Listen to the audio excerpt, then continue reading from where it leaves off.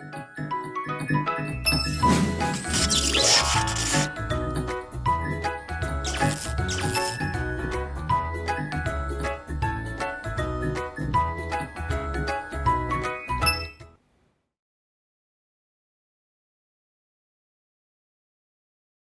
morning to all of you. Welcome to the Early Childhood Conference 2021. I'm Randall. And I'm Marian, and we're your hosts for today.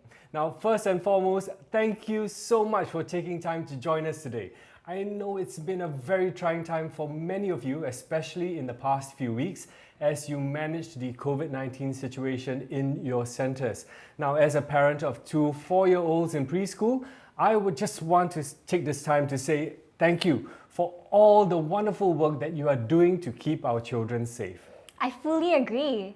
Today, let's come together as a fraternity to encourage one another. Let's energize ourselves to continue nurturing and helping young children grow and reach their fullest potential. Take the time to say hi to your colleagues in the comment section and leave some encouraging notes to motivate one another. Now, Marian, I'm really excited to be part of this year's Early Childhood Conference. The theme for ECC 2021 is, pay attention, embracing diversity, every child shines, growing stronger together. This year's theme resonates with me because I can see how my two children are so different in the way they interact with the world around them. I'm looking forward to picking up some useful tips to help my children shine. Me too. I have a girl who just turned 2, and I'm learning so much about her personality and preferences. So imagine a class of 10 such children, all with very different learning styles, personalities, and family backgrounds. Our preschool educators will need to be adaptable in how they teach and engage their children. I'm sure many of you agree with this and are looking forward to learning from the keynote sessions later. In fact, many of you may have already picked up useful tips from the workshop sessions held over the last 2 days. That's right. Now, besides today being a fully virtual conference, we also had 35 workshop sessions covering a range of topics in smaller groups for deeper sharing and conversations. There will also be a virtual exhibition with 15 different agencies and initiatives sharing useful programs and resources that you will find helpful in supporting children of different backgrounds. The exhibition will go live at the end of today's conference, so stay tuned for more details. Also, do say hi to your friends and fellow EC educators in the comments section below, and you know what, I can see that many of you are already doing that, so good morning to everyone. You can also leave any questions you may have about supporting children of diverse backgrounds in the comments section as well, and we'll pick it up for the Q&A session later. So Randall, what can we look forward to at today's conference? Well, Marian, we have an exciting lineup this morning. Firstly, we will hear from our Minister for Social and Family Development, Mr. Masagos Zulkifli, who will be joining us in just a little bit. Ms. Jamie Ang, Chief Executive of the Early Childhood Development Agency, or ECDA, will also be saying hi later. We also have 2 keynote sessions on supporting children with diverse backgrounds in the classroom and also how we can partner community agencies in this endeavour. There will also be a Q&A session later where you can ask our panelists your questions on the topic. Now, many of you have also participated in the Start Small, Dream Big, or SSDB project. We are excited about the SSDB finale, where you will get to see the many wonderful initiatives that you and fellow educators were involved in. Well, I'm not sure about you, Marian, but I'm definitely looking forward to this morning's program. Me too, Randall. We will also be giving away some shopping vouchers over the course of today's event. All you need to do is listen attentively and leave answers in the Facebook comment box. 100 lucky winners who answer the questions correctly will get a $10 shopping voucher. You will need your registration ID for this, so make sure you have that on hand. We will let you know more when the time comes. Now, that sounds great, but let's listen to what Minister Masagos has to say to us this morning. Hi, I am Garos. Hi, I am Noreen. Hi, I'm Tisha. Hello children, I'm Masagos. Mr. Minister, there are many teachers here today. Can you say hello to them too? Hello to all our educators. I'm glad to join all of you again at the Early Childhood Conference. is the highlight of the year for the EC sector, where we all gather as a fraternity to learn from each other. I would like to start by thanking you for your contributions towards our national efforts to fight against COVID-19. Many of you have worked tirelessly to keep our children safe, at times coming up with creative and novel solutions to engage our children. I know it hasn't always been easy, and many of you had to make some sacrifices. But let's do our best to take the necessary precautions and stay vigilant, because we want to make our preschools as safe as possible for our children, especially the younger ones. We appreciate your hard work, and I'm sure that I speak on behalf of all the children and their parents too. Mr. Minister, my teachers work very hard to take care of us and help us grow. Can you help them too? Yes, certainly. Your teachers play a big part in making preschool not only enjoyable and fun for you, but also for you to grow and develop. Like you, all of us, including our teachers, also need to continue learning throughout our lives. So, to our educators listening in, allow me to share how we are creating more ways to develop yourself professionally. One way is through the skills framework. Think about it as a map that charts out the various pathways in the sector. Each path represents the type of career that our educators can choose to grow into, together with the different skills and competencies that they require in order to progress, or maybe even to switch paths halfway. Just like how we use maps to guide us from one point to another. The skills framework does the same thing, enabling and guiding our educators' development in their professional journey. Today, I'm glad to announce that we have updated the skills framework for early childhood. I thank educators and preschools for your valuable inputs as well. Let me share 3 key changes we have made. First, we have expanded the infants and early years educator track and the leadership track. This provides greater clarity on the progression and development pathways for educators in the early years, as well as new leadership roles that educators can aspire towards. Second, we have added new learning support and early intervention tracks to reflect the porosity between early childhood and early intervention job roles. And third, we have set out 6 desired attributes for educators, summed up using the acronym RIPPLE. This is a meaningful symbol of your work as educators, as it signifies the impact you make not only in your child's early years but beyond. It also testifies to the rippling effect that it can have on the child's family and the community. Going forward, we will also address both edu-carers and teachers as educators to recognize the equal importance of all early childhood educators, regardless of the age group under their care. Wow, that's so many new things. I also want to be a preschool educator when I grow up. That's great. Being a preschool educator is a noble and good profession that both boys and girls alike can aspire towards. I also want to tell everyone listening in that with the launch of the new skills framework, we will be rolling out the Continuing Professional Development or CPD roadmap. Building on the skills framework, it will lay out the competencies needed for educators to perform their job well. We will roll this out from early 2022, starting with 7 early childhood job roles in 6 focus areas, including inclusive practice, which is related to our conference's theme. We will also develop a similar roadmap for 9 early intervention job roles. With the CPD roadmaps in place, I encourage educators and preschool operators to work together to make full use of it to discuss your individual training plans. Wow, that's great!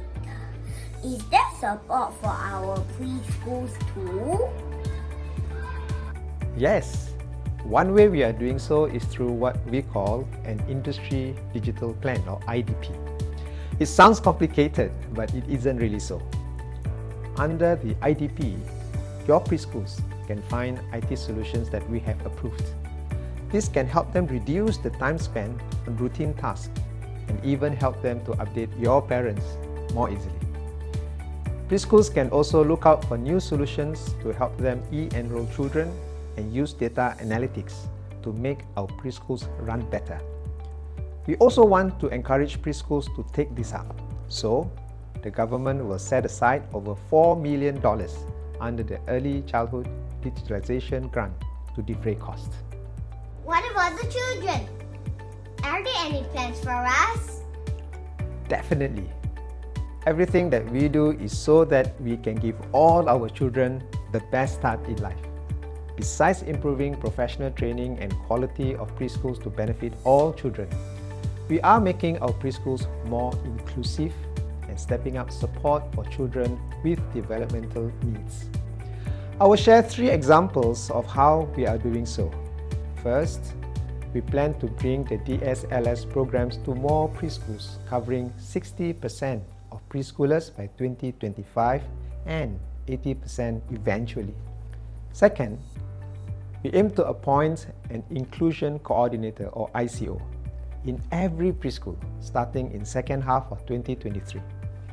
We will launch the training for ICOs by end this year and encourage preschools to sign up early next year. Third, we will pilot a new inclusive support program at selected preschools for children requiring medium levels of early intervention support, and we'll release more details shortly. We also want to enable every child to have the best chance to flourish in life, regardless of their family background or resources. Kickstart is a key program through which we provide additional support for children from low-income families. Over 2,000 children have participated to date, and this will go up to 5,000 by 2023. This could only have been possible with the strong partnerships between social services agencies, hospitals, and preschools. Corporates have also played a part and contributed about $4 million to date. Recently, the government also announced a $200 top-up in the Child Development Accounts, or CDA, for all Singaporean children aged 6 and below. This will benefit all families by helping to offset the costs of raising a child. But we will go further. We'll provide more support for families and children who enroll and participate regularly in preschool and Kickstart activities through yearly CDA top-ups. This will be funded by the contributions of corporate and community partners and on top of the one-off $200 top-up. We'll also give larger top-ups to encourage families to enroll their children in preschool early. I'm hopeful that with these new moves, we can better support children with diverse needs in our preschools so that every child can shine and achieve their fullest potential. Thank you, Mr. Minister. It sounds like a lot is happening and a lot of hard work. Yes, it's a lot of hard work that all of us have to put in, but it's worth it, so that we can give every child the best possible start in life. And do you remember what our theme for ECC this year is? Embracing diversity. Every child shines, growing stronger together. That's right. To all our educators, I'm confident that with these new initiatives, we can better support all our children and our educators so they can be their best. Bye. Goodbye.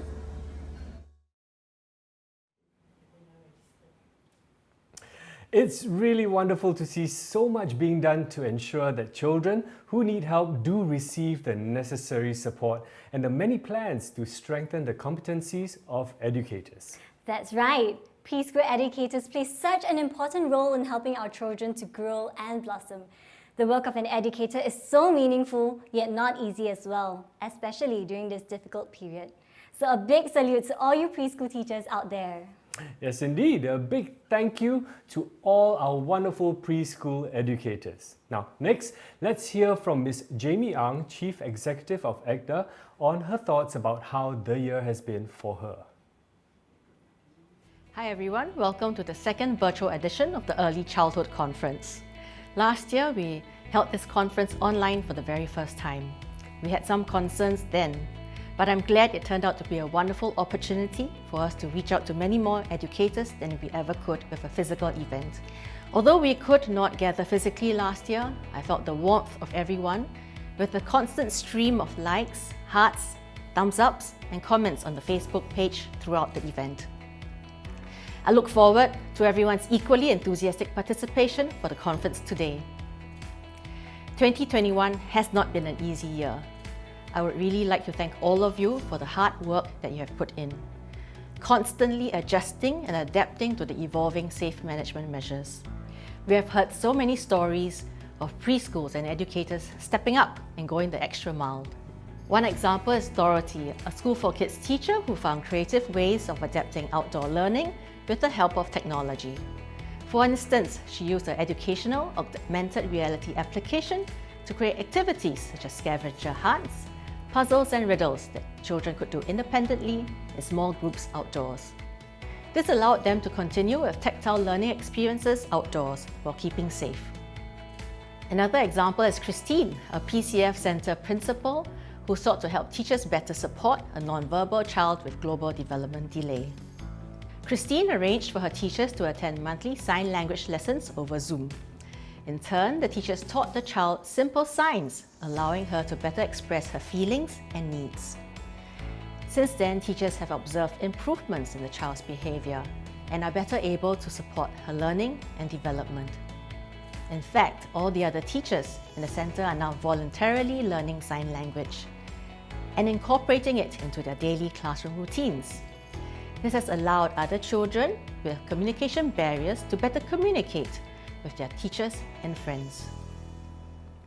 On behalf of ECDA, thank you for your hard work and perseverance in continuing to support and nurture every child. This conference is a good opportunity not only to celebrate the progress we have achieved as a community, but also to reflect and recharge for the journey ahead. This year's theme is Embracing Diversity. Every child shines, growing stronger together.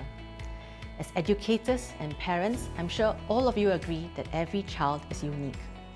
Every child comes from a different background, has had different experiences, with their own personalities and interests, and their own strengths and needs. Take my own kids. Even though they grew up in the same household, they are vastly different. One is an easygoing, gentle giant who needs to be groomed to form more of his own opinion. The other is a feisty, opinionated little fighter who needs to be encouraged to consider the perspectives of others. Both my kids also had vastly different growing up experiences. One grew up with many play dates at playgrounds with cousins and friends. The other grew up in COVID times, where play dates and play groups are far and few between. Even though both my children have sensory issues, the issues are also completely opposite. One's sensory system is more sensitive and he reacts to the slightest sound and movement. The other's sensory system is less sensitive and he is therefore less aware of changes around him. Recognizing these differences are important so that we can help each child develop to his or her fullest potential and build an inclusive environment for all children.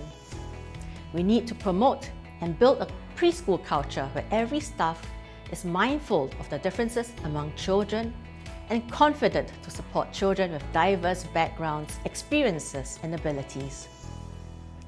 Each of us has a role to play in supporting all children to develop to their fullest potential and to feel included, regardless of their differences. I encourage all educators to always be mindful and to design the curriculum, the lesson plans, and resources in preschool to be inclusive for children from all walks of life. This sensitivity should apply to all that we say and we do. Nurturing responsive teacher-child relationships give children the confidence to explore and pursue their unique interests. As teachers model warmth and respect in the classroom, children too will learn to interact with their peers in a healthy and supportive manner.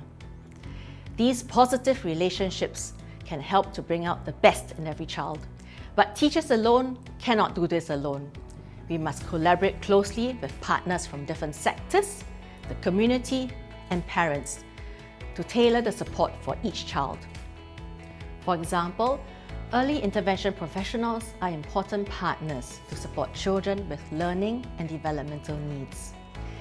These partnerships are grounded in the shared purpose of providing children with a nurturing environment to develop to their fullest potential.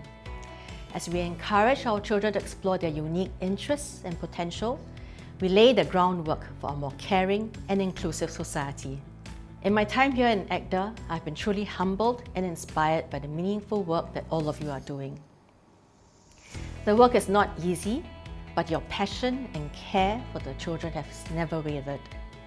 Helping every child to shine is a team effort. It really does take a village to raise a child. It has been my great privilege to be a part of the early childhood sector, and I have thoroughly enjoyed working with you and learning from all of you. I would like to introduce you to Tan Chi Wee, who will be taking over from me. Chi Wee is no stranger to serving the social sector, as he was posted to then MCYS from 2006 to 2008. I'll let him introduce himself. Chi Wee, please. Hi everyone, I'm Chi Wee and I joined ECDA last month after serving 28 years in Bindem SCF.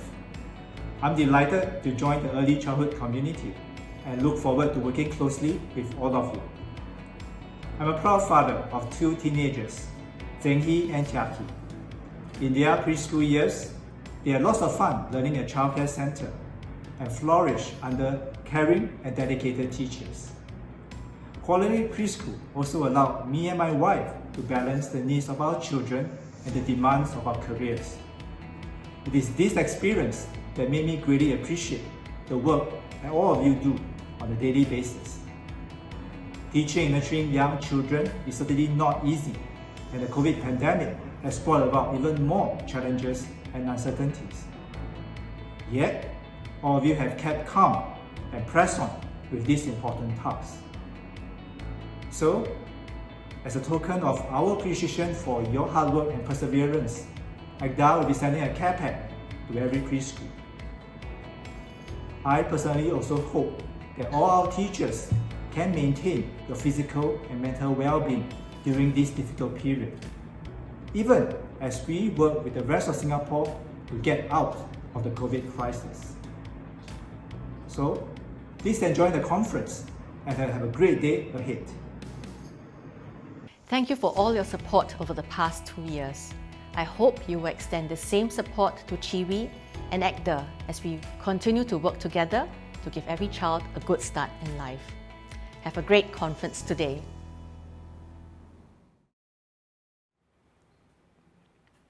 Indeed, it does take a village to raise a child and to help them reach their full potential. This resonates with me because I get the whole town to help me. Everybody who can help just comes in and just helps me with the twins and with the bringing them up and teaching them stuff. So yeah. I totally agree. It really takes a village. Next up, we will be having our first giveaway. To win one of 50 vouchers, you need to listen carefully to the question that I am about to ask. The first 50 persons who type in the correct answer and your registration ID in the comment section will win $10 shopping vouchers. The registration ID is the number that can be found in the acknowledgement email sent to you when you registered for the conference. And if you don't know your registration ID, we're giving you 2 seconds. Go look for that acknowledgement email now. You don't want to miss out on this easy chance to win some vouchers. That's right. Okay, I'm going to ask the question now. Remember to type in your answer and your registration ID into the comment section. Okay, here we go. What is the theme for this year's Early Childhood Conference? Aha! So if you were paying attention, I said it earlier on. Remember, only the first 50 correct answers with registration IDs will be eligible to win the vouchers. Now, we will have Dr. Serene Lim to present the first keynote session titled Reaching Every Child Responsive Preschool Practices. Dr. Serene is an Associate Professor at the Singapore University of Social Sciences and currently the Vice Dean of the S.R. Nathan School of Human Development. Her research interest includes early years integrated curriculum, early education policy and pedagogy, play and sociology of childhood, as well as teacher learning and leadership. And before we hear from Dr. Serene, let's hear from two educators on how they help the children in their classrooms and preschool to shine. Hi, my name is Zita. I'm an early childhood educator practitioner. I have been in this industry for about 32 years. Along the way, I decided that it's time I started a school. So I did special needs education, dyslexia studies, and this background has shaped and formed the way I understand early childhood education now. I am Bianca. I assist Zita, my mom, who runs a preschool, and we have been in operation for 20 years. And we also work very closely with the children in this inclusive environment to develop a holistic community. I think have fun. Enjoy the children. Don't miss the opportunity. It's quite important that when you have fun with them and you relate with them, you will do whatever it takes to ensure that the children move, they grow and they learn. Our children who have had this support have done so well, have flourished, have become whole in terms of confidence, self-esteem. As educators, we do what we can to identify certain symptoms. I'm sure all of you have a special someone in your class and you feel that, okay, something needs to be done to aid this child in mainstream learning.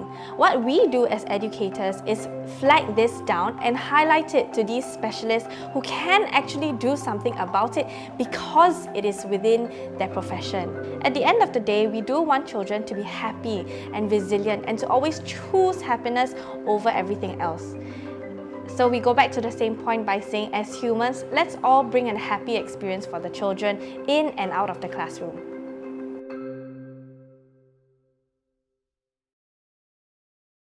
Hello everyone. I hope that you and your families are keeping well during this pandemic.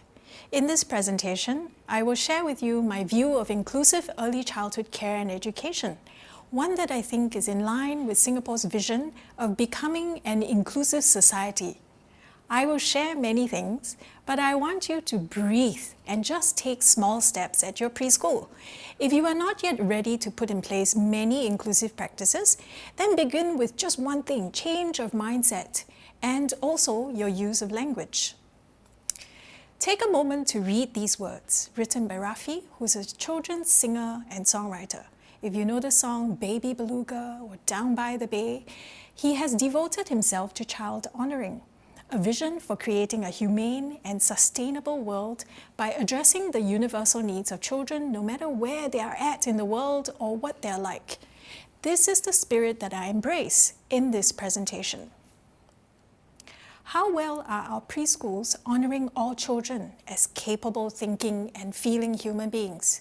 How much do we limit or expand for every child to grow in all areas of our program?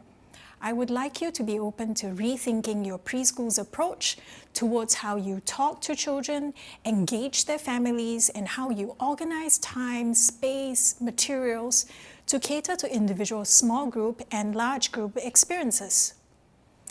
Inclusion begins with our attitudes and mindsets.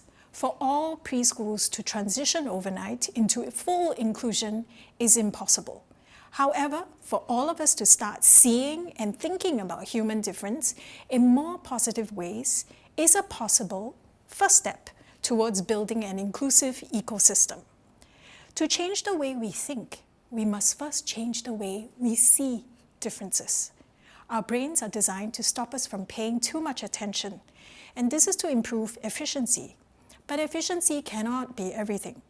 We sometimes must take the effort to pay attention to the details that we miss.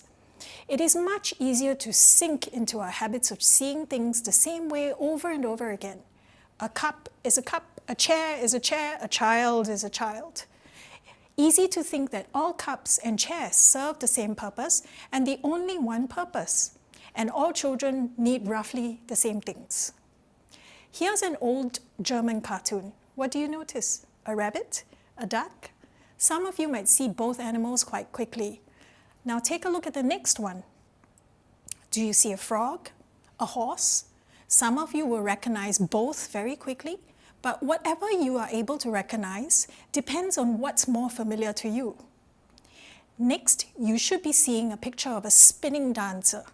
It's an optical illusion created by a Japanese web designer. If you see the dancer spinning clockwise, can you tell your brain to see it spinning the opposite direction? Try. This might take more effort. Last picture, I promise. How many ponds are there here? Well, this is philosophical. There is the version of the pond that I am seeing and the version of the pond that you can see. Some of you will see that the water is greener, grayer, bluer. Some of you may miss details, and you may experience something different if you're seated in an aircon room or if you're outdoors. We each perceive this picture differently according to our own past experience with ponds, lilies, and koi. And if we think about it, there is also the pond that the koi in that picture experiences that we will never get to experience. So there are multiple ponds in this one picture, or rather, multiple ways of seeing and experiencing this pond. What has all this got to do with inclusive education? To many people, inclusive education refers only to working with children with disabilities. I encourage you to think more broadly. In line with Singapore's vision to be an inclusive society, inclusive educators see all children as unique, promising individuals, regardless of where they come from, their ability, race, religion, etc. Inclusive practices must have 4 qualities. 1, educators must exhibit non-discrimination. 2, they have respect for each person as valuable. 3, they are responsive to each person's needs and interests. And lastly, they have a differentiated and strengths-based approach for each learner. Inclusion can only work well if it is a whole school culture, not just for one classroom or for few children. Everyone in the preschool, including the principal and the auntie or uncle in the kitchen, has to share a similar way of seeing human beings. Every child and every teacher is seen and valued as a capable learner, even if each one has come to the school with different prior knowledge and life experiences. All of your actions and words should honor that innate potential in each child and in each teacher as a learner. Every learner should be given an environment to be able to feel a sense of belonging and that sense of achievement. In a preschool community where different people come together to support one another in life's learning journey, every person can contribute. Every person has a zone of proximal development. I use the term inclusive practice to include what others may call differentiated instruction or anti-bias education or universal design for learning. To me, these are all about being inclusive. For instance, when you practice in differentiated instruction, you don't just think of what the child needs academically in terms of literacy and numeracy goals. You should try to plan differentiated learning goals to support executive function, self-regulation, moral reasoning. And we differentiate not just by type of activity, but by the words we say, the time and space we can provide, and the materials children can access. In order for preschools to build inclusive culture, we must build positive relationships. And clear communication is the secret to developing positive relationships where people feel respected and not misunderstood. Help children to do this with their peers, but at the same time, educators must also pay attention to how they engage families and their colleagues. Listen actively, observe, pay attention to body language, think before saying anything, rehearse the words in your mind so you won't be misunderstood. Take notes and be critically reflective of your own speech and behavior towards others. This is a habit we all have to learn over time. to communicate clearly, honor the child's or the family's point of view, helps us build trusting relationships. Here are a list of 4 lifelong goals to inclusivity. Goal number 1, help children develop positive sense of self and be proud of his family and community group. Number 2, help children learn bias-free language to describe others and develop caring human connections. Goal number 3, help children to recognize unfairness, have the right words to describe that, and to understand that unfairness hurts. Then goal number 4, help children to have the confidence, words, and skills to act against hurtful behavior. All these goals are interlinked. There is not a step-by-step procedure to practicing inclusivity. These goals are both internal and external in nature, requires teachers to help children pay attention to themselves and to others. Here is a quick recap of what I've covered so far. What exactly is inclusive practice? It goes beyond just thinking about working with persons with disabilities. Where can this take place?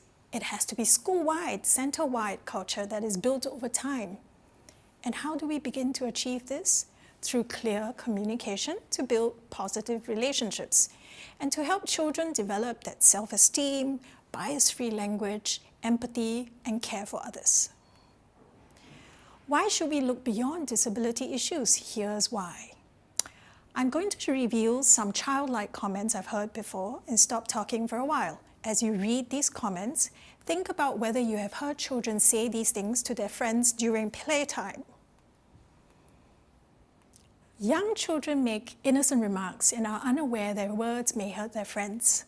But our job as educators is to pay attention to these innocent remarks because they tell us how the child feels and thinks. Children are obviously influenced by people in their immediate environment, but they are also making sense of things by observing, listening, and thinking. Our job as educators is to listen to what children bring into our classrooms so that we can plan responsive curriculum to support their thinking, learning, and moral reasoning. Here I have created a few examples based on what I've heard teachers say about their colleagues or what I've heard parents say about teachers. Again, I'm going to keep quiet and let you reflect on these. In the remaining presentation, I'm going to introduce more strategies to give you an idea of how else you can practice inclusivity in your preschool. Remember that inclusivity is not created overnight. It takes time and lots of mindset change. Remember the dancer I showed you earlier? It takes deliberate effort for you to tell your brain to see the dancer spinning in the opposite direction. I have created an acronym, BETTER, B-E-T-T-E-R, to help you follow the 5 categories of strategies I'm suggesting here. Depending on your readiness, you may begin with just one category this year and then progress to another one next year. It's all up to you. The letters in the acronym stand for background, everyday, tourist, experiences, and relationships. I'm going to explain each of these. First, background refers to the important task of getting to know each child and his or her family over time. We use this information for more intentional curriculum planning. Not all the information for each child will appear in the P file. Be observant and find opportunities to learn more. How much info you need is different for each child. For some, you might need to find out more. For others, you can do with less. Learn about family structure, home language, lifestyle, the home expectations, etc. Knowing some of these details can help us understand why the child behaves or thinks in a particular way, helps us see how a child has changed over time.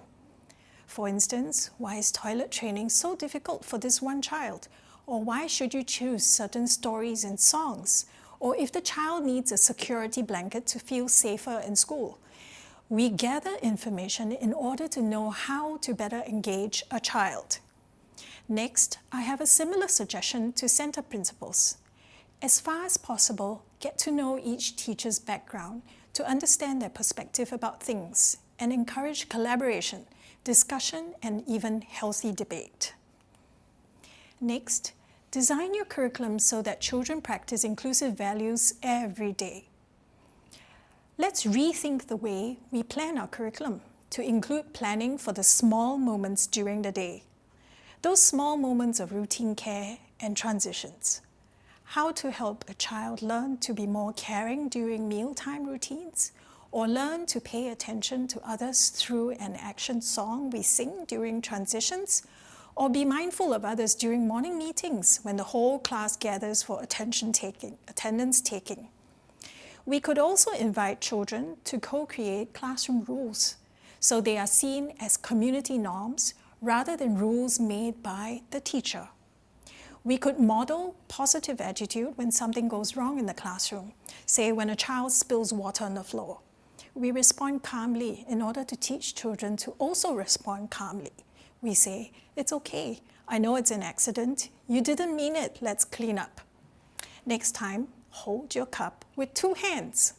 Or with an older child, you could ask, "How do you think you can make sure this doesn't happen again?" Teachable moments need not be coincidental. They can be engineered through your design of time, space, and choice of materials. We design our classroom environment to give children many opportunities to practice independence, care, and responsibility. Sometimes you deliberately put out fewer materials so they need to take turns or have to collaborate. Or you select a storybook for discussion of something you noticed when you observed the children play. Say a book on kindness, you discuss as a group what that means. You create opportunities all through the weeks and the months for children to practice kindness in different situations, to reflect on their actions at different time points. And that is all intentional planning. Not just a 2-week theme on kindness, but a whole year's opportunities for children to live out kindness and civic responsibility. Now for center leaders. The similar idea here is for you to create individual learning goals for each teacher to grow, and to create opportunities all year round, patiently for teachers to learn from one another, not just take turns to do admin tasks or organize events, but for every teacher to feel safe enough to do peer observations and reflections so as to improve together. Next, we want to avoid having a tourist curriculum. What is this? A tourist curriculum is one that highlights a few things that are different and special about a group or culture. But highlighting the difference this way, we tend to reduce the culture or group into just those few special characteristics or stereotypes, instead of being aware of individual differences and appreciating the similarities that make us all human. For instance, Chinese culture and the use of chopsticks go together in our minds, but in reality, do all Chinese families eat with chopsticks at home? No. Similarly, it's not true that all people of Indian ethnic descent celebrate Deepavali, or that all low-income families face the same kinds of circumstances. Let's not put cultures on show through special events, because doing this does not mean that we are being individually responsive to children and their families in our everyday practices.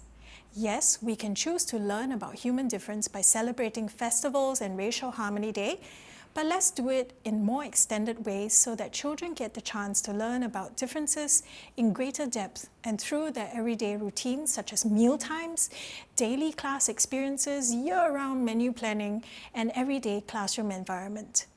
Let's not just celebrate a festival once a year. We could plan a more extended curriculum, for instance, choose a series of storybooks from the beginning of the term until after this event is celebrated. We eat the food, sing the songs for months or weeks leading up to that particular celebration, along with learning about other things. Think different is normal rather than different is special. Toys and materials should be non-stereotypical. Choose some items that children can relate to and choose others that provide exposure to unfamiliar perspectives. Encourage all children to play with all the toys and not limit opportunities according to gender or ability. Use bias-free language, the words and descriptors that are respectful. For instance, we say, Sally uses a wheelchair to move around, instead of saying, Sally is wheelchair bound. For center leaders, encourage teachers to use bias-free language during staff discussions. We use person-first language as far as possible, say, child with Down syndrome, or child with learning difficulties, or child from a single-parent family. Say, hey team, instead of hey guys. Try to engage families in different ways, but deeper ways. This is hard work, and it may mean that you have to slow down and do fewer things. Change your schedule in order to focus on what matters if your center wants to become more inclusive. Don't try to do everything. Plan for a range of experiences, both child-led and teacher-led. It is important to plan for enough child-led play in your curriculum. Why? This is the only way that allows us to see children's true colors. When they talk freely, take initiative, and be themselves, we learn something new about how they're thinking and what they're learning. We can plan to join in children's play activities. We ask them questions intentionally when we become a character in their play. This allows us to see how the child will respond or react. And we should also plan ways to correct or support their self-regulation and executive function in more effective ways in the days that follow. Or we choose a relevant topic of discussion for the whole class to consider to provoke children's thinking. An inclusive curriculum requires teachers to plan more flexibly and responsively according to what they hear and see in the classroom. For center leaders, staff meetings can be learning opportunities. Guide teachers to work together to find connections between what they're observing in the children and how they're reflecting and planning. Let each teacher exercise his or her strength in teamwork. Remind teachers to plan for a whole range of experiences, not just large group, but also small group, and sometimes for individual children. As a leader, you may consider revising group formats, timetable, slow down the pace, have fewer themes and topics to encourage deeper learning and exploration for the teachers and children. Last of all, the letter R stands for relationships. To work effectively with each child, we must have good working relationships with families. Based on your knowledge about them, to anticipate sensitive issues in order to avoid misunderstandings, share with them about executive functioning and social skills and books that you will introduce to children. Share the social concepts that you will raise in class and treat families as your resource. Ask them to share about dispositions required in their occupations, the picture books they read to their children, the games they play with their children, or the cooking recipes they use. As for center leaders, it's important to build a collaborative team, to consider individuals' well-being and yet have differentiated goals. And you want to encourage every teacher to be the best learner she or he can be. Invite teachers to share the different ways they have tried to engage with different families. This is all a lifelong journey of trying out strategies to engage families so that your center can cater to each child more responsively and in a more inclusive way. Before I end this presentation, I invite you to read a picture book together with your team during your staff meetings. This picture book is entitled, Is That Rainbowsaurus So Different From Us? It was created by Singaporeans Emily Lim and Jade Fang, was commissioned by the MSF some years ago, and is still available on the website. The book helps children and adults to recognize the need to see differences and similarities within any community. If our preschool sector were to become more inclusive, small steps begin with a change in mindset. The way we see people, how we talk about them, how we describe them to others, and how we treat them as our equals. Think better. Be an inclusive educator. Thank you for your kind attention. I do hope some of this sharing has been useful to you. Thank you very much for that, Dr. Serene. Those are useful tips to help us shift our mindsets to be more inclusive. Indeed, think better to be better. Well, if you have any questions on what Dr. Serene shared or about inclusivity in general, you can type your questions in the comments section below. Okay, next up, we have Dr. Chong Shang-Chi, who will be sharing with us a talk titled Partnership with Parents and Professionals, a Pediatrician's Perspective. Dr. Chong is Head and Senior Consultant at the Child Development Unit of the National University Hospital and an Assistant Professor at the Yong Loo School of Medicine. Dr. Chong has been a pediatrician for 21 years. She's also active in advocacy and policy work, especially in the area of children with special needs. Before we hear from her, let's first hear from a parent of a preschooler and the people who have made a difference in her child's learning and growth. My name is Ida. I have a son named Kidash. He is 6 years old. I walk in to PCF Spakatot at Queenstown. I was like asking the principal, is there any place for my son Kidash?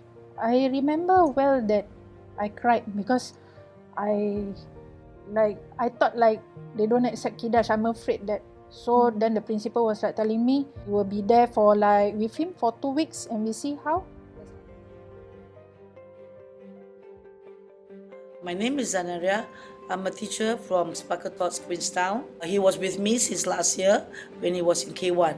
That I saw that he is not able to be in one place. Especially when he's into a new class, he will go around and explore.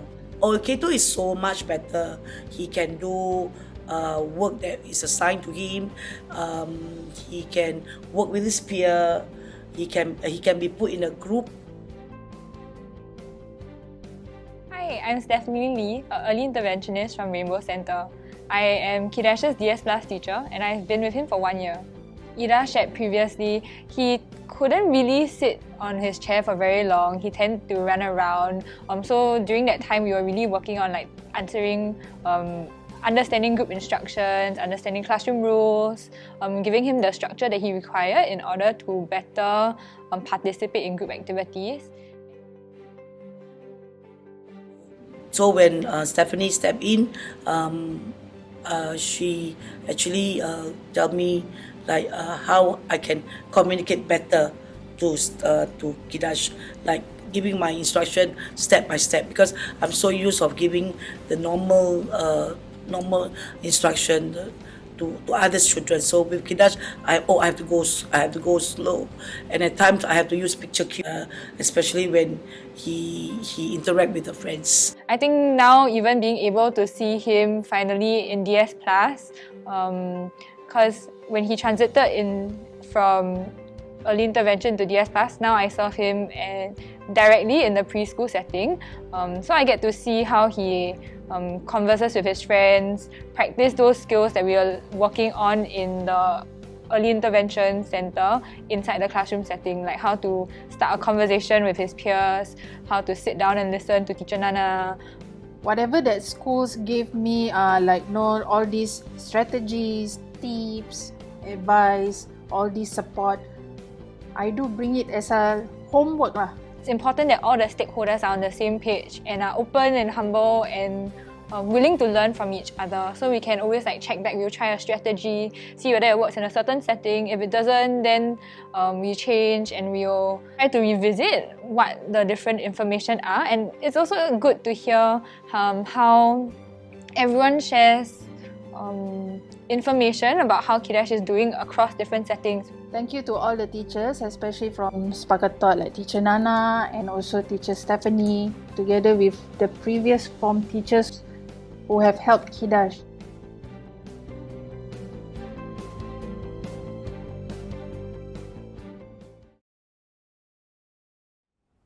Hello, good morning.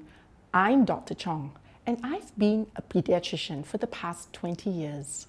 Like you, I work closely with young children, parents, and various professionals every day.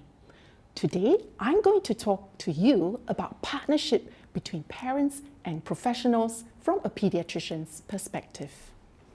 Let's start today's talk with 3 Ps. As an educator, who may you partner with? You could partner with a parent, you could partner with health professionals like me, or you could partner with other partners in the community.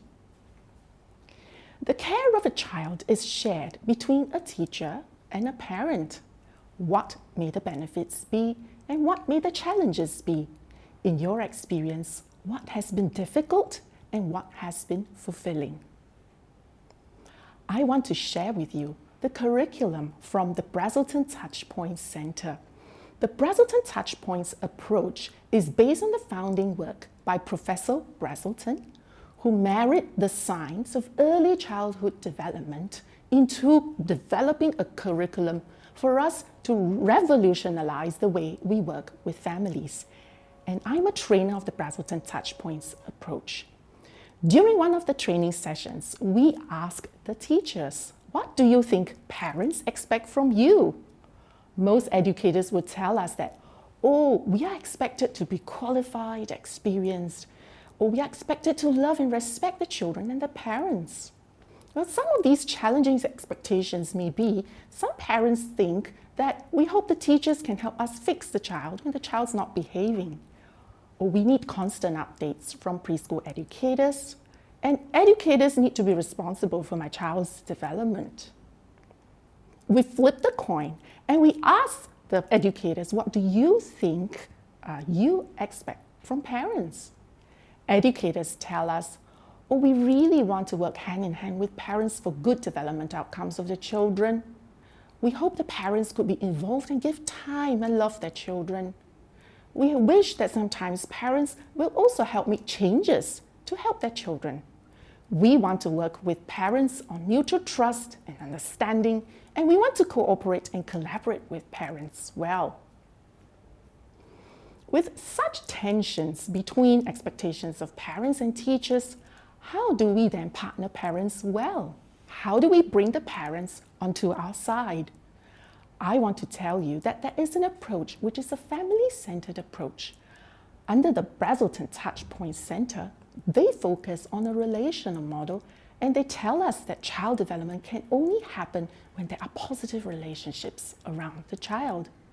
How does this affect partnerships? What does it mean? When a child is being parented, the parent involves a huge amount of emotional energy to this whole process. Who supports the parents in this journey? It is you, the educator. When you partner well with parents, you gain that trust. And only with this alliance and trust can you really help the parent to understand the child's development needs and help support this parent in the parenting process. Only then can communities of children and families be strengthened. There is a unique concept called gatekeeping in early childhood settings. The care of a child is passed from a parent to a teacher for half a day or sometimes the whole day. Both of you may love and care and want the best for the child. Both of you may be attached to the child. But because of the diversity in beliefs and practice systems, sometimes competitive feelings may arise out of sharing the care of this child within nurturing care settings. There's different perspectives and different opinions, and this is actually healthy and normal. Let's look at the case where we can talk about how to partner well with a parent. This is a case of Alex. He is a 3-year-old toddler. Like a toddler, he is actually really active, but temperamentally, he is really spirited. He is rather noisy, very exuberant. No is his favorite word, and he has frequent tantrums. He may bite other children, he pushes them, and he has injured his classmates a few times. The mom was very worried. She was worried that the schools may say her child is a handful and may ask them to leave the school. So she came to seek help from us. The teachers were so useful. They actually filled questionnaires for us, which revealed their concerns about the safety of other children, as well as concerns about this child's very exuberant temperament. This is my ABCDE framework to help you partner well with parents. A stands for assumptions, B for building relationships, C communication, D diversity and development, and E extra mile. A stands for assumptions. What does the Brazelton Touchpoint principle tell us? The assumptions that we have on parents are the way we are with them. What are these assumptions? These assumptions are strengths-based and non-judgmental. The first assumption is that the parent is the expert on the child. I know that we have a wealth of child development knowledge, and we may feel like the expert sometimes, but no, the parent is the expert. We assume that all parents have strengths and all parents want to do well by their child. All parents may have moments where they're not very sure of themselves. They may have ambivalent feelings, and we understand that parenting is built on a process of trial and error, and sometimes there's no right or no wrong. And all parents have something critical to share with us at each of the child's development stage. Now, only when we adopt these strengths-based non-judgmental assumptions, we can then build the relationship with the parent. When we build the relationship, sometimes every party may come with their own concerns and agenda, but we need to meet the parents where they can meet us and where they are ready to do so. Communication is listening and speaking, with listening more than your ears. This is called reflective listening, where you really think about what the parent is going through, what are the emotions behind what he's saying, and you want to surface the parent's deeper concerns. D in diversity and development tells you that there is real differences and diversity in different children's strengths, abilities, temperaments, as well as diversity in the cultural practices and systems around the child. E stands for the extra mile, which is small acts of reaching out to the family. I want to share with you the D development framework, which talks about the preschool tree. Now, what is the preschool tree? At the roots of the tree are the roots of a child's development. Around this, Alex's toddler tantrums. What is the root of this development and behavior like? The child needs mastery and control, but yet has good emotional regulation. He expresses himself through his behaviors. The trees and the branches, the leaves and branches branching out are talking about what the child is going through, the parent and the teacher is going through. The preschooler's thoughts and feelings are, for example, frustration because he wants your help, he doesn't want your help, he doesn't know what he wants, so he will melt down. The parent is probably feeling so embarrassed about this happening every day, and the teacher is simply exhausted. Now, with this diversity and this development understanding, you go in and assume that you want to do well with this parent. You start to use this shared development of observation to talk and communicate with the parent about what this child is doing and what the parent might need. And then going through the extra mile allows you to share with the parent what you think may work in the classroom, which the parent can bring home. Next partnership we are talking about is that between you and the allied health professional. Where can we find these allied health professionals? They are present in a clinic like ours, the Child Development Unit. They could be found in early intervention center settings. And recently, you may have heard about the Development Support Program, where allied health professionals come into your classroom to support children with development and learning needs. Let's look at Ellie, who's a 5-year-old girl. Now, Ellie is hyperactive and a little inattentive, but she comes from a complex family background. She was challenging in schools, and her behaviors personally impacted her personal safety and the safety of other children. She peeked at her friends in the toilet and she pushed her friends. She could not sit to do her writing. And after much nudging and discussion from the teachers and the mother finally brought her to the pediatrician. In the Child Development Unit, we gave the teachers questionnaires to fill, and indeed this child scored high on externalizing behaviors as well as hyperactivity. On development assessment, we also found that she had literacy delays as well as language delays.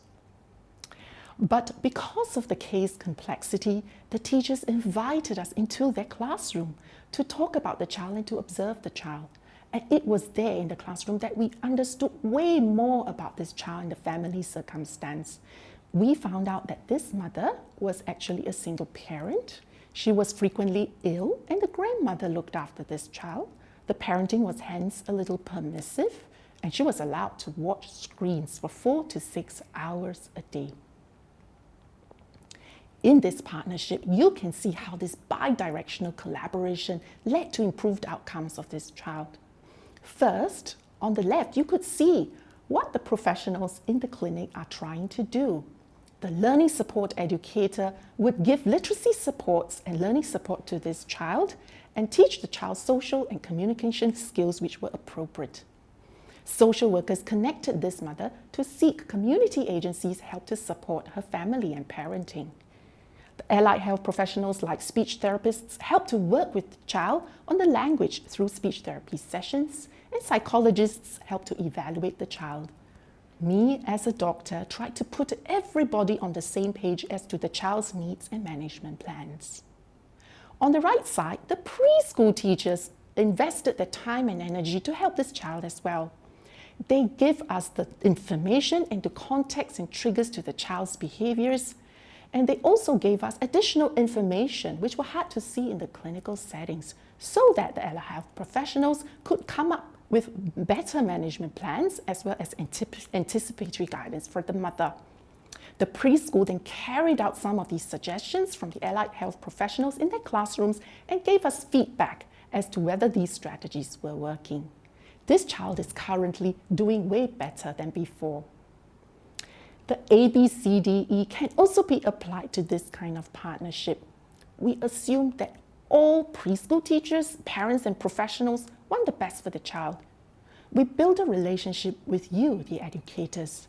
We are respectful for what you want to tell us, and we want to hear your concerns, and we never take judgment or take sides with either parent or the preschool. We will communicate openly with you and update the school and vice versa. We embrace the diversity and recognize that different systems can provide different perspectives as well as different management strategies for this child, and these shared development observations are very useful for us to come up with shared management goals. The extra mile indicates us going into your preschool for short-term push-in supports. The last partnership I want to talk about is where we, the health teams, goes into your preschool to support the children in health and development. This is especially for some children from low-income or vulnerable, complex, multi-stressed families who are very hard to reach. We have projects at NUH that included the Circle of Care program as well as the National Kids Start program, the ministry program that partners with us.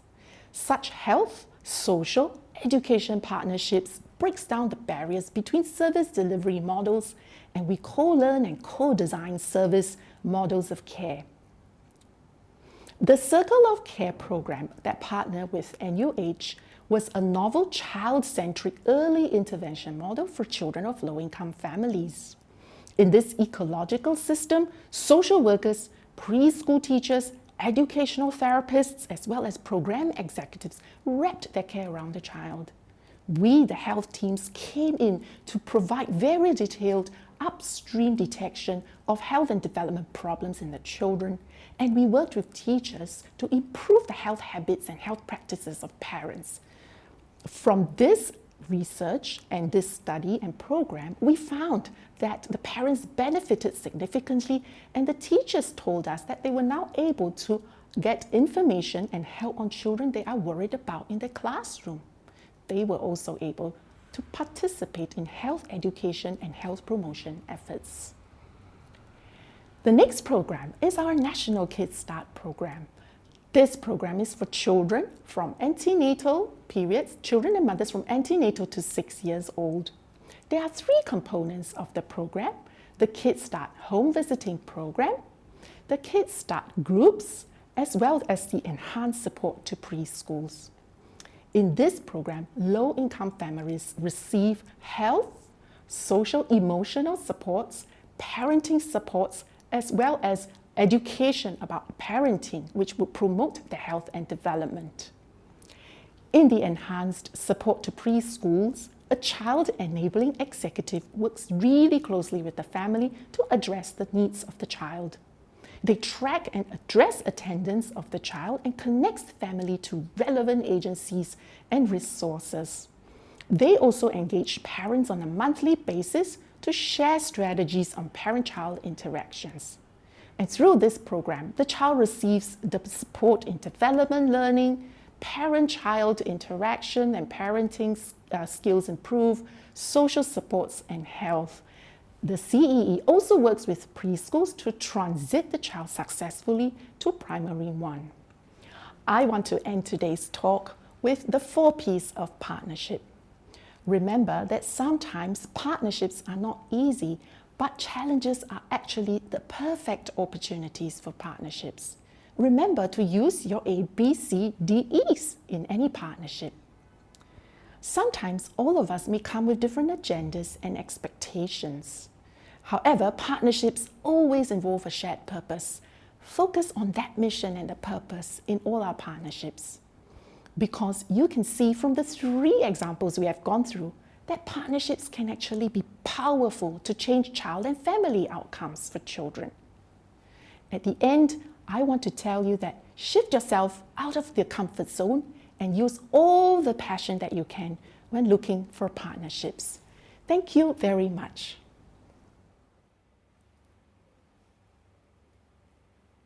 Thank you, Dr. Chong, for that important reminder about the power of partnerships in changing outcomes for children and families. I think sometimes we think it is easier to do something ourselves, but in reality, we can do so much more by finding the right partners to work on a challenge together. I definitely agree. Like Dr. Chong said, a challenge may be the perfect opportunity for partnerships, whether it be with the parents of a preschooler in your class, an allied health professional, or other professionals. So reach out to your stakeholders and start a conversation with them today. This may be the beginning of a fruitful collaboration together. And right now, we'll be having a Q&A session. The panelists are 2 keynote speakers, Dr. Serene Lim and Dr. Chong Shang-Chi. Joining them on the panel today will be Ms. Narayanasamy Kaniga Devi, who is an ECDA Fellow and the Assistant Director of Capability Support and Special Needs Mentor of Presbyterian Community Services. Good morning to all of you. It's so wonderful to have you with us today. Good morning. Good morning. Thank you. Yep. We have heard so much about supporting children from our 2 speakers today, and I can see many of you have questions to ask them. So let's start off with this question. What are 2 to 3 quick tips to help our educators manage a classroom of children with varied needs? Dr. Serene, would you like to start us off? Sure. I'm not very good at giving quick tips because I think the work of working with young children and their families is hard work and it's always a very long process. But I would say that the beginning of this work is really to get to know the child, get to know every child, in fact, and as much as possible, the backgrounds and the prior experience that the children have come with before joining your preschool or your classroom. If you think back to my presentation, I had an acronym, BETTER, B-E-T-T-E-R, and the very first letter of that acronym is really background, right? The letter B for background. So I cannot emphasize more that a lot of a teacher's work is to do with intentional planning that is built on your understanding or your growing understanding of every single child. What the temperament is like, not just about disabilities, but really about the home backgrounds, whether the child comes from a food insecure background or whether the child has many siblings or no siblings, you know, all that is going to make a big difference in the way that you plan for that child, the kinds of materials that you decide to use, the kinds of picture books, the way you organize the classroom space. So that's the first thing that I would say to anybody who wants to cater to diversity. Thank you, Dr. Serene. Next question is for Dr. Chong. How can we balance the different perspectives among educators, families, and health professionals to support the children's learning and development? Oh, thank you for the question. I think that every time we come together to discuss issues around a child and you meet a family, as we partner, and we were talking about partnerships, you realize everybody has something to contribute to this discussion. I think everybody will bring their own lens, their own diversity of opinions, as well as different experiences. I think what is important is we as the professionals, for example, me as a clinician, you as the preschool educator, we want to see the family as the center of this discussion. The perspective has to be really to really understand where the family and this child is at and to come in to help them. I want to share with some of you something that is very powerful. This came up from the Center for Community Child Health just recently from Melbourne. And they talk about partnerships with parents, families too. And they say that when we do things to people, it means that we really can't get their perspective because we just ask them to follow us. So it's kind of a top-down approach. If we do things for people, we are just providing a service, right? So as we try to understand the parent's perspective, if we're just providing a service, we would just say, okay, do it this way. The parent says, okay. There's no empowerment of the family. When we say it, do it with us, it means that can you help me to help you? And we collaborate and we come up with a solution. The most powerful would be, could you do this with me and through you? That means we partner and we do it with you and through you. If you do that, you really can collaborate, taking the perspectives and all the dimensions of what's needed for this family and child, and then multiply what you need to do. So I think the perspective of sharing this different services or different types of needs of different families across service providers, and we're not just providing a service, but we really need to partner with them and through them. Yeah. Okay, so we do have another question. This is for Dr. Chong and Ms. Kaniga. How can educators engage parents who may be anxious to seek support or intervention for their child with learning or behavioral needs? Okay, that's also a very good question, and this is something I think a lot of educators struggle with, because parents would come and say that no, I don't want my child to be in this program, I don't want to send my child for any intervention and everything. But my experience with parents has been that they always would like to adopt a wait and see approach. Because some doctor has said that, your child is still young. Yes, it's true that, every child develops at a very different rates and everything. But there are some critical milestones that we notice that has to be reached by children by certain age. And you have that concern. And this is where you have to educate the parent if they approach early intervention or they seek early intervention earlier, it's much good for the child, and how you can also help to journey with the parents in helping the child. Because most of the time the parents' fear is that, if I were to share such information with the teachers or with the center, will they ask me to leave?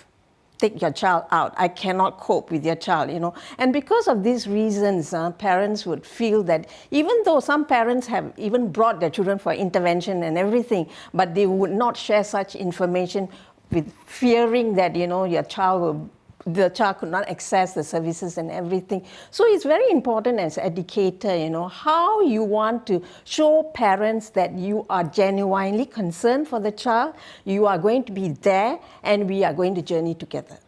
Yeah. Dr. I think in our clinical practice, we do have a lot of parents who come to us, and I think what you sense is a sense of reluctance. It can appear a bit indifferent. Sometimes teachers say, they're not listening to me. I've told them many times.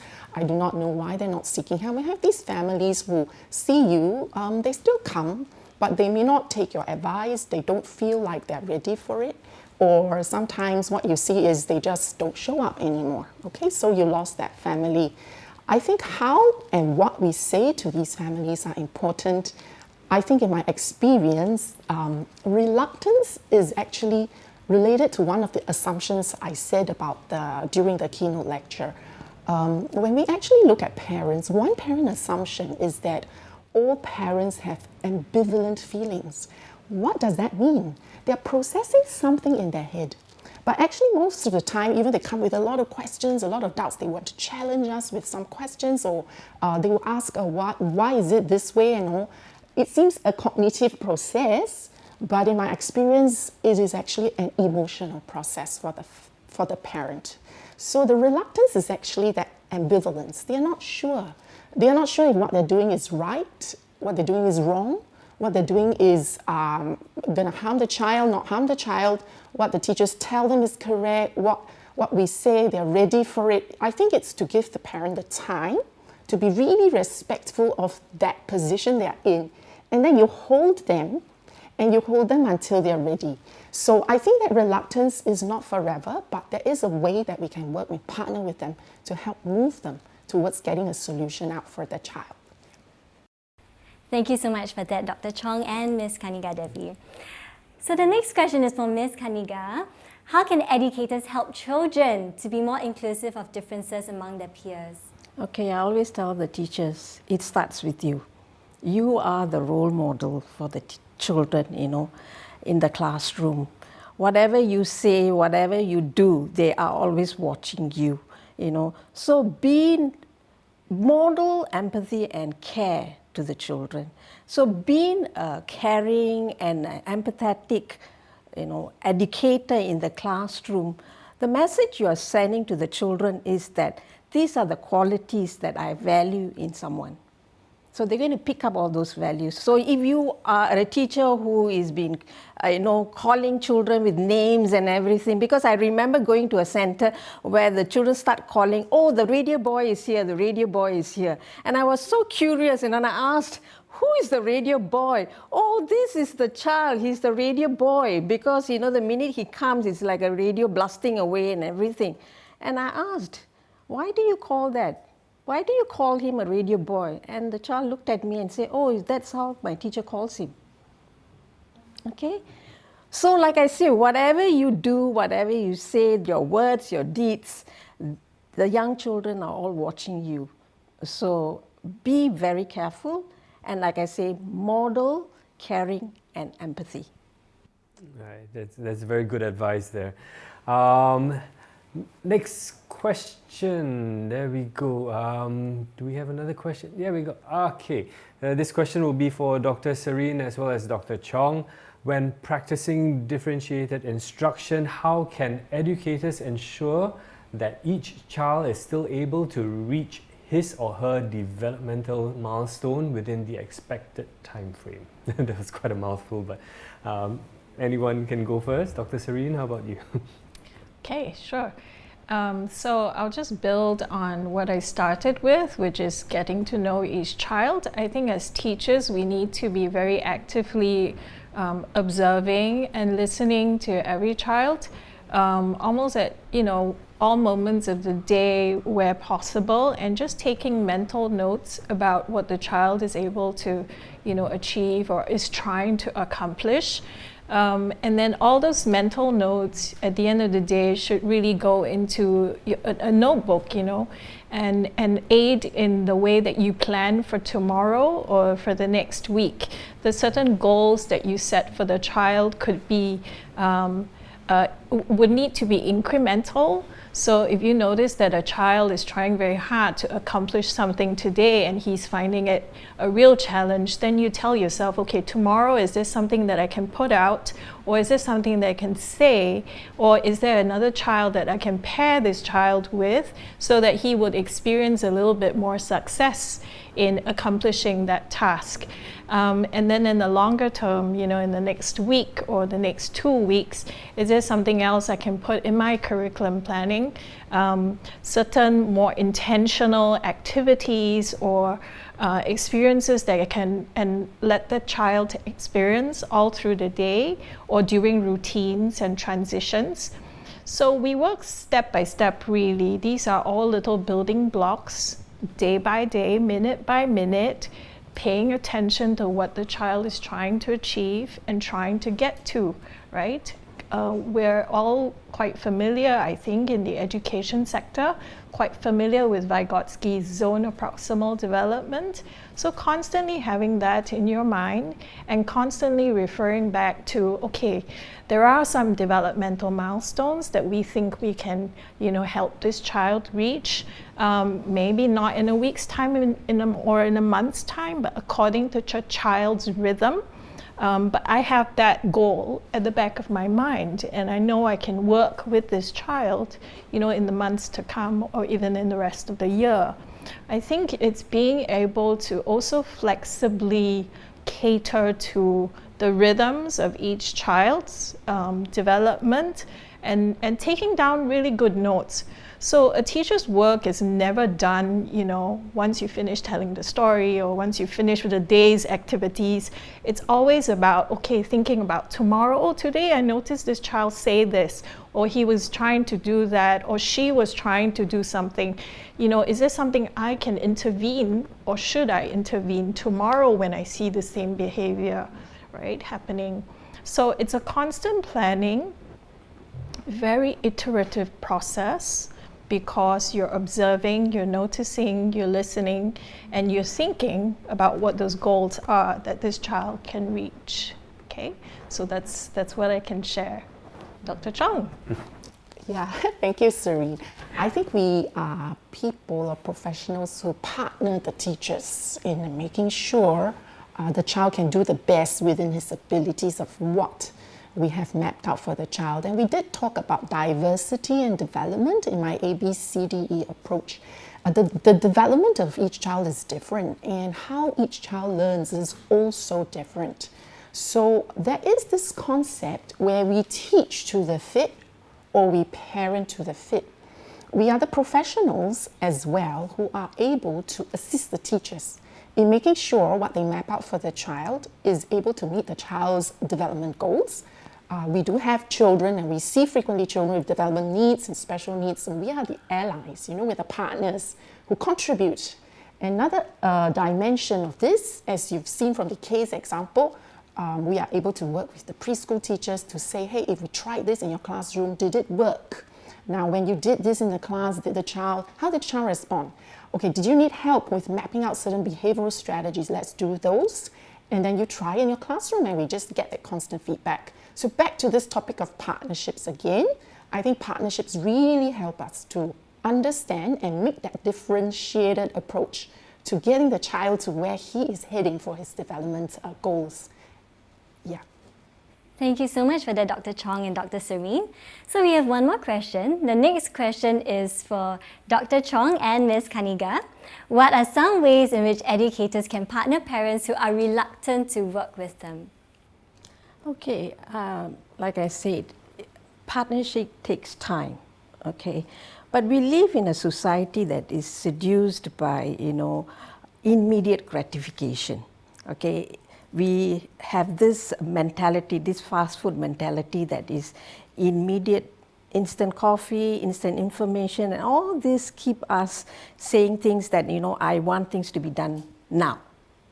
But building relationship with parents takes time.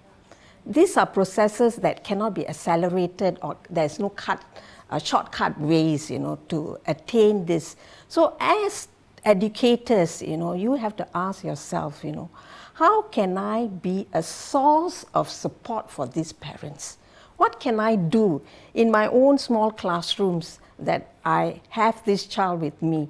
How do I have that kind of conversation with these parents? I think important things are that when you are sharing observations with parents, it's very important for you to ask their feedback. Okay, this is my observation. This is what I saw in the classroom. And I would like to hear your feedback about it. Because when you start doing that, you are starting to bring the parent into the conversation itself, And that is a very good starting point. Because then it is also a question where you would also learn certain things about the child, maybe something that's happening at home which you are not aware of. So such things are very important that we must give ourselves time, to build this relationship and work hard for it. There must be, conversations, there must be listening, and then there must also be, it's an overall hard work. There's no easy way out. Overall hard work here, All these are fundamental in order for you to build that kind of trust with the families. Then they are going to open up because they need to see the sincerity in you. Whether are you really sincere about helping my child? Because a lot of parents, come to me and they say that, when I share, why is it educators don't ask me questions like, what are my dreams and hopes for my child? They don't ask such questions, when I have a meeting with them, the first thing they come is, your child did da-da-da-da-da-da-da. That's it. But nobody asks me, what are my hopes? What are my dreams? What are my expectations? How are you as an educator going to help me in this journey? I think that is very important too, to ensure that the parents will want to work with you. And like I say, everything takes time. Yeah. I did cover a little bit about reluctant parents or anxious parents or whatever disposition that they are in as they are working with you. I think there is this thing about communication, and we say we listen to parents. However, I think there is one important concept, which is reflective listening. Now, what does that mean? It means that when parents tell us things, we think about what are they really trying to tell me. So it's not passive process of hearing them, but maybe understanding what does it really mean for this mother. So I'll just share a case where I had this mother with a child with special needs, and there was a reluctance to go for an early intervention program, right? And adopting the approach of all parents have strengths and all parents want to do well. I had this process, I said she was going through something, and we talk about that ambivalence, right? And I said to her, what does going to the early intervention center mean for you? And then I just kept quiet. Like, what Miss Kanika said, ask them what does it mean? And she started tearing up, she cried. She said, Dr. Chong, it means that what I didn't want to accept was real, To her, to us, it's just, you just go to the early intervention center. To her, her reluctance was all that emotional struggle about her child. Is my child normal? What's wrong with my child? And along the way, when you really ask her, what does it mean for you? Her reluctance is related to her ambivalence and the emotional journey which she still couldn't sort. So I think if you really listen and you reflect on what they're trying to tell you, and you give them a chance to tell you what they really feel about this, and we support them through this parenting journey, right? You would really be able to move even the most reluctant parents, hopefully. Okay, so we do have one last little bit of time to do one last question, and this is a fairly general one that's for all three of you, Dr. Siri and Dr. Chong, as well as Ms. Kanika. Are there any last words which you would like to share with the educators who are with us today, right? Towards their journey in creating inclusive classrooms? Okay, maybe I will start off with, okay. I would just say this, believe that every child can learn. I think that is very important. And they do not learn in the same way. That is something we also have to keep in mind. I think a lot of teachers forget that all children learn in different ways. And also definitely not on the same day. Same day you teach something, you don't expect all the children to understand everything. I think like adults, children also have their aha moments in that sense. So I think the question that the educator has to ask is, how best can I support the children in my class? You have a very diversified class. How can I support them so that every child shines in the classroom? And I think I'll just say that as teachers, I know it gets very stressful at times when you're meeting new situations, new challenges. So it's important for you to take good care of your own mental well-being and your own emotional health. I think to know that, you know, there's no quick fix or quick solutions ever in a diverse classroom. It's you learning to take things in your own stride and keeping that calm disposition, whether you are working with a child with a challenging behavior, or whether you're working with a kind of family that you're totally unfamiliar with and have never met, you know, such parents or such caregivers before. I think it's to constantly tell yourself, yeah, we live in a diverse world. I'm not a magician. I should just keep learning and keep my cool. I think that's what I would just say. Yes, and I think for me, as we adopt the posture of all parents wanting to do well, I think all professionals like yourself, you want to do well as well. So it is also a journey for you as you try to teach every child and let every child shine, right? I think if you create an inclusive classroom, adopt the posture that every child is an able child and every child who is diverse, and we talk about teaching to the fit. So be agile, be adaptable, and even the most challenging child behaviors can be the perfect opportunity. We talk about the P's, the perfect opportunity for you to help that child, because you are actually the person who can help the child. And I think if you really stuck, my last parting word is remember the partnerships and look for people and professionals to help us, help yourself to build an inclusive classroom practice with bringing professionals to assist you in mapping out development goals for children and for you to understand even more about the needs of each child. Yeah. Dr. Chong, Dr. Serene, Ms. Kaniga, thank you very much for joining us today. Now, we say another big thank you to our panelists for the rich and insightful discussion that we just had. Thank you indeed.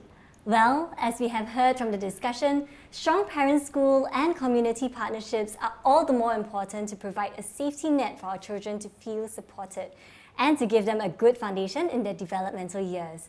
In addition, a loving and respectful family environment will help our children to feel safe and more confident in who they are. Let's take a look at this short clip for more ideas on how to do this.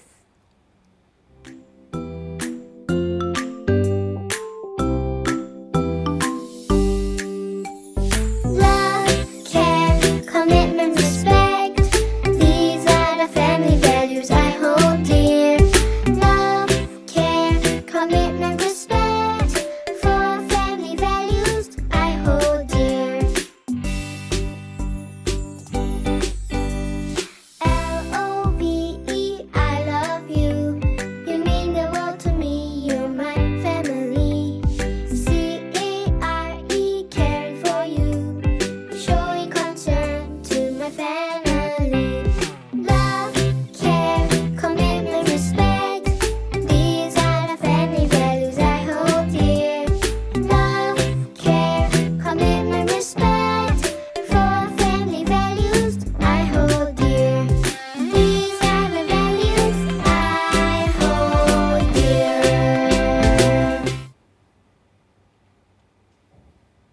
The next program segment is one that many of you would be familiar with, and that is the Start Small, Dream Big movement, or SSDB for short.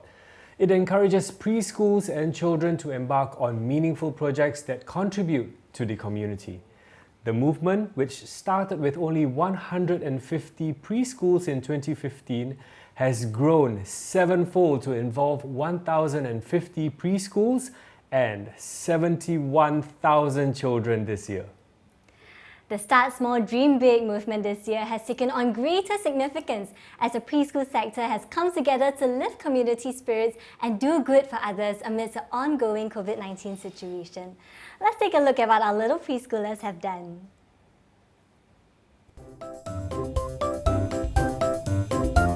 Hi everyone!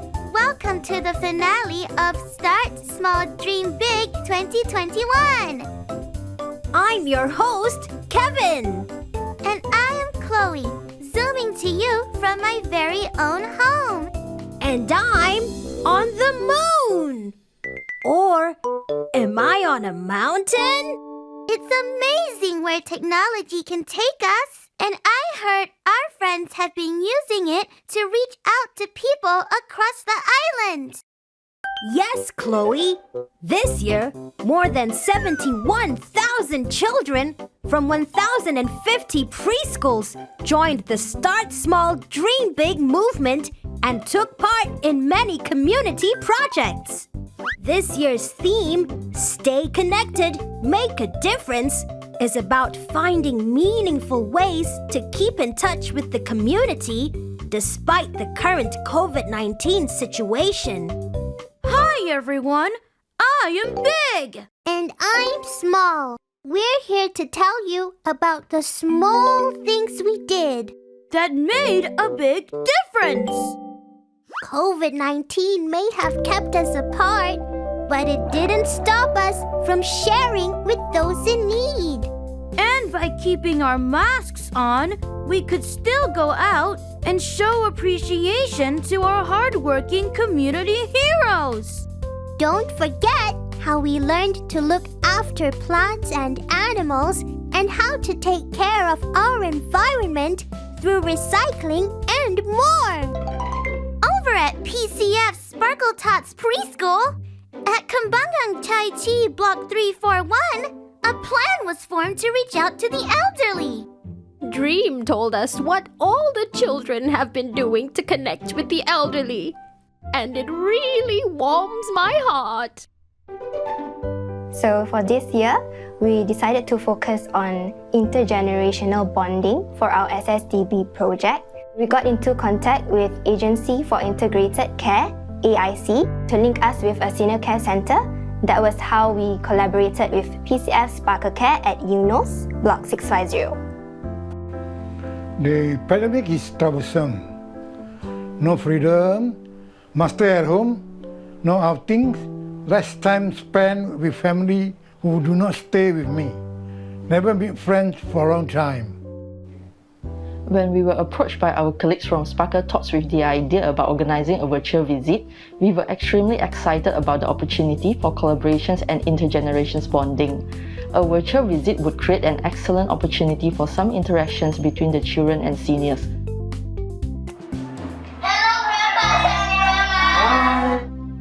Today we'll be playing Fruits Bingo.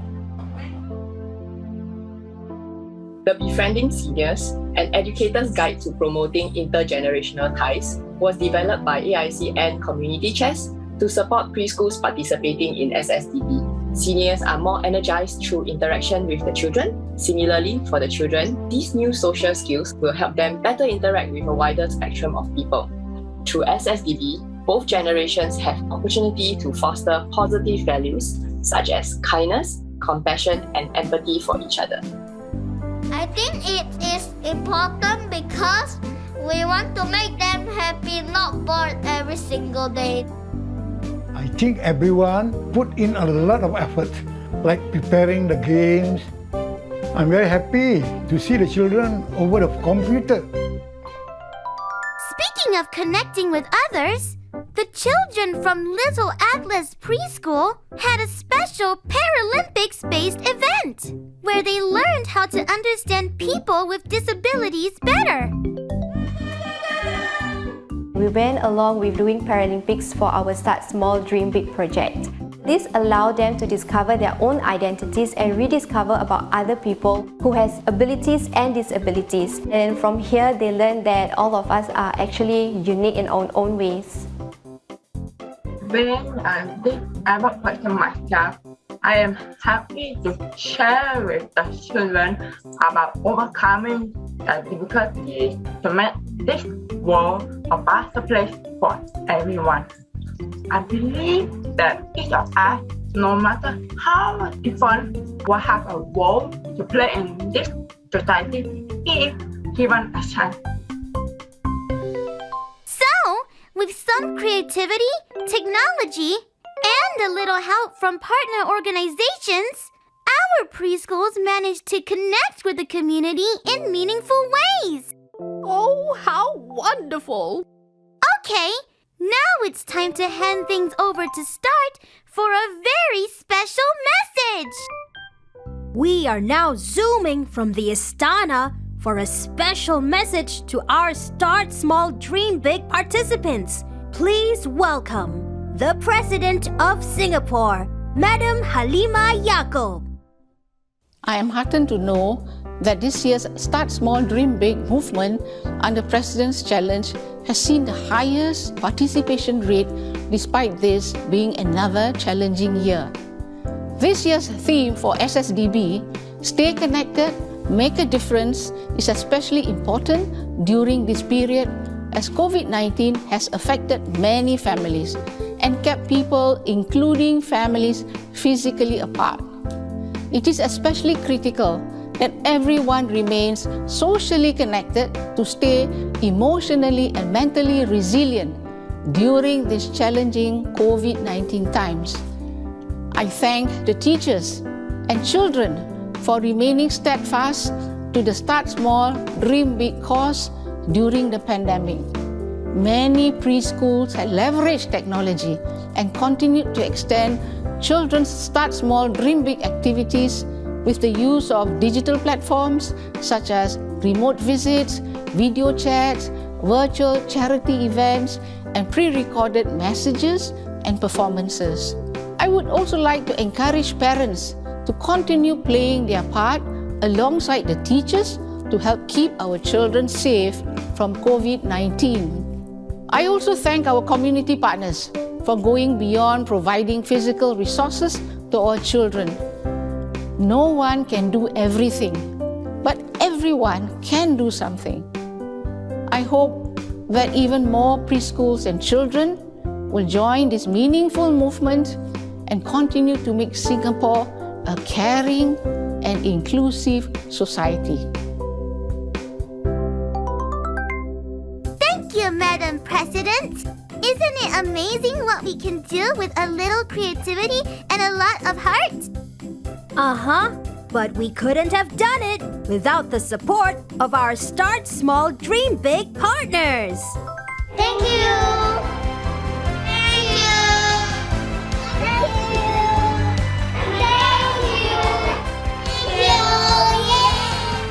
Thank you. Thank you.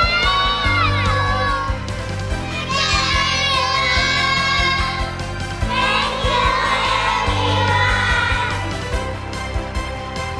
And remember, no one can do everything, but everyone can do something. So, Small. Dream. big! Join us next year!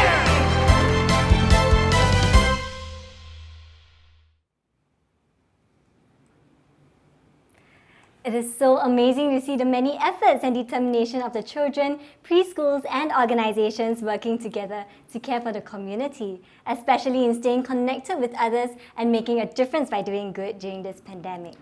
Service learning is indeed a good way to build our children's social and emotional skills. It is so heartwarming to know that our little ones can do so much for others, right, Randall? Definitely. That's absolutely correct. What's inspiring as well is to see the Start Small, Dream Big movement grow from strength to strength, with more preschools and children coming on board every year to contribute to the community. I must say, it is amazing what you guys are doing with the children in your preschools. And right now, we'll be having our second voucher giveaway. Remember, you need your registration ID on hand to stand a chance to win. The fastest 50 correct answers with their registration IDs typed into the comment section will win $10 shopping vouchers. Okay, so here is the question. List 2 of the 4 P's of partnerships that Dr. Chong mentioned in her keynote talk. Now, if you know the answer, key it into the comment section right now. Remember to put down your registration ID too. Okay, a lot of you are sending in your answers. We will be getting in touch with those of you who have won the vouchers. We have now come to the final segment of today's conference. We have heard so much about the importance of understanding the uniqueness of each child in your classrooms and how we can help them to shine. Today, we are reminded of how much you can do as an educator to help a child to shine. We are reminded also of how partnerships with parents and professionals can be so powerful in changing outcomes for a child. Indeed. That is why we are going to end off this year's Early Childhood Conference with by making a pledge together. This is a pledge for each and every one of us, whether you're an educator, a parent, or community agency, to commit to doing our best to support children in reaching their fullest potential. Now, through this pledge, we want to affirm that every child is unique and deserves the best that we can give. So whether you're a parent, an educator, or a community partner, we invite you right now to join us in making this pledge.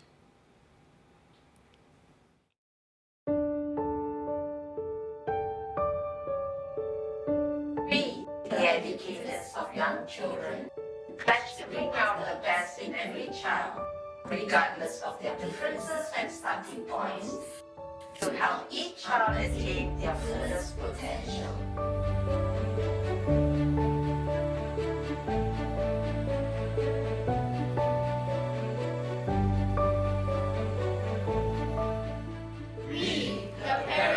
Children, pledge to nurture them with love and care. We will recognize each child's uniqueness and give them the confidence to reach for the stars.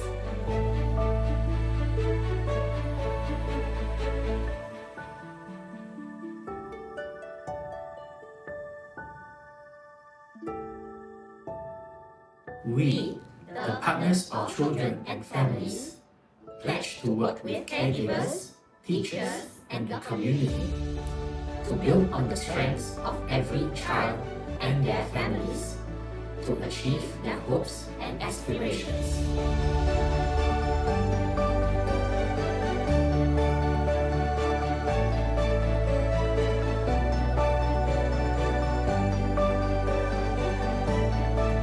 Together, we will embrace diversity and help children overcome adversity. We will grow stronger together so that every child can shine.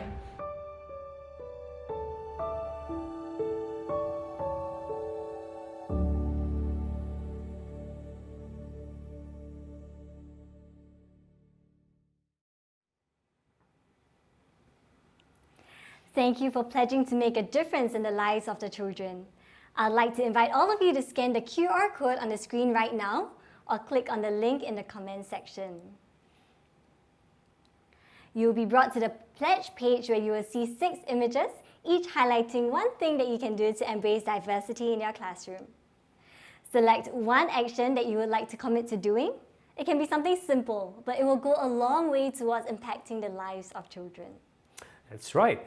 Today's conference has given us so many ideas on how we can embrace diversity and support every child to shine. Now, if each of us commits to doing one small action to effect change, we will be taking one big step, a huge one, towards growing stronger together. So scan that QR code right now and indicate how you would want to make a difference. This year's ECC is not over yet. Our virtual exhibition is going live today. We have 15 different booths with interesting and useful programs and resources for your work. The exhibition will be open for a month until 15 November, so do take a look and also tell your colleagues about it. The exhibition QR code and the link will be shared at the end of today's conference, so look out for it. The exhibition link will also be found on our main conference page on ECDA's website. Do note that the exhibition is best viewed on a laptop or desktop. Now, on behalf of all of us here, Marian, myself, and everybody behind the scenes, we would like to thank you for tuning in today's conference. I hope it has been a fruitful experience for you. It definitely was for me, and I've learned so much today. Me too. It has been such an enjoyable time with all of you today. And before you go, we would love to hear from you on how you found today's Early Childhood Conference. Please scan the QR code on the screen or click on the link in the comment section to share with us. The link to the virtual exhibition can also be found at the end of the feedback form. Well, I guess that's all we have for you today. So I'm Randall. And I'm Marian, signing off from ECC 2021. Have a great weekend, everyone. Bye.